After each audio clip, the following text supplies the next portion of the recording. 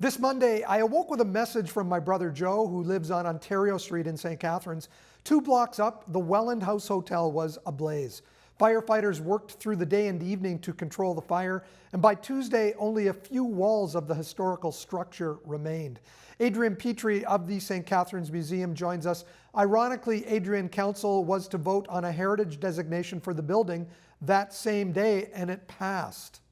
Yeah, I can't really comment on the process of designation too much. It's a fairly complicated process, as most people know.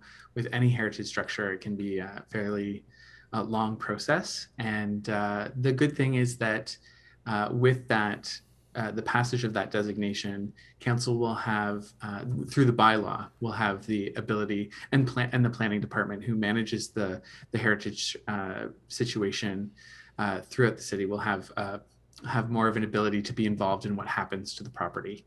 Let's So dig into why this property is so important. It goes back to the mid 1800s. yeah, it was built in 1856, finished in 1856. It's quite a big building. It was originally sort of built as overflow almost to the Stevenson House, which was the first salt spring hotel. The Stevenson House only had capacity for about 40. So it was a little bit smaller, opulent, but smaller. And the Welland House had capacity for 100. And it had such an 1850s and 1860s in St. Catharines is a very interesting time and filled with a lot of history that a lot of people wouldn't even think to be connected to St. Catharines. There were a number of, because of these salt spring hotels, which were very famous Victorian resort destinations, a number of Americans came up to use the resorts essentially. And the salt springs were very famous and popular because of the thought about their healing abilities. They were good for joint pain and that kind of thing. And so they were very fashionable. They were very popular, and Americans from all over, including Civil War folks, people on both sides of the Union and the Confederate armies, came up on vacation. And additionally, they were just very, very famous places. Mary Todd Lincoln came to St. Catharines, probably the most famous visitor at the time after Lincoln's assassination. So that gives you a sense of what kind of place St. Catharines was because of these tourist destinations. That after her husband's assassination, she chose St. Catharines to come and relax. And she was really like, she kind of came up here very quietly and was looking for peace, really. So I think another really important thread from that time period is that at the same time, the Underground Railroad is bringing and delivering almost escaped freedom seekers, escaped slaves, freedom seekers to St. Catharines.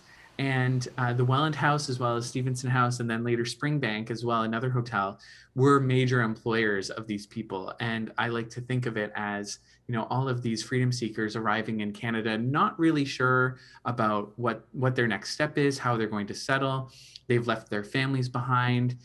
They get their first job at the Welland House. So the Welland House could have been the first paid employment for a newly freed person, and a super important beginning for so many people in the Black community. So many descendants can link connections to the Welland House. Does Yeah. the loss of this building this week, does it point out how important it is for us here across all of Niagara to make sure that we protect these historical buildings before it's too late? Yeah, I think the discussion around the Welland House is kind of twofold right now. One is sort of a grieving process because so many people have so many different connections to the Welland House, whether it's a historical connection from a long time ago, or if it's a personal connection because it was, an active place that you could go. It was sort of a community hub in its heyday. People were married there. There were tons of events there. So there's that personal connection. But then there's the sort of societal conversation about what we do with heritage structures, how we look at heritage structures, and the impact that heritage buildings have on the identity of place, and how we as humans interact with streetscapes and downtowns. It was a huge tangible link to so many different stories. It's so much so that we actually talk about the Welland House on a regular basis, not because of not talking about the history of the Welland House, but it just appears in so many different histories.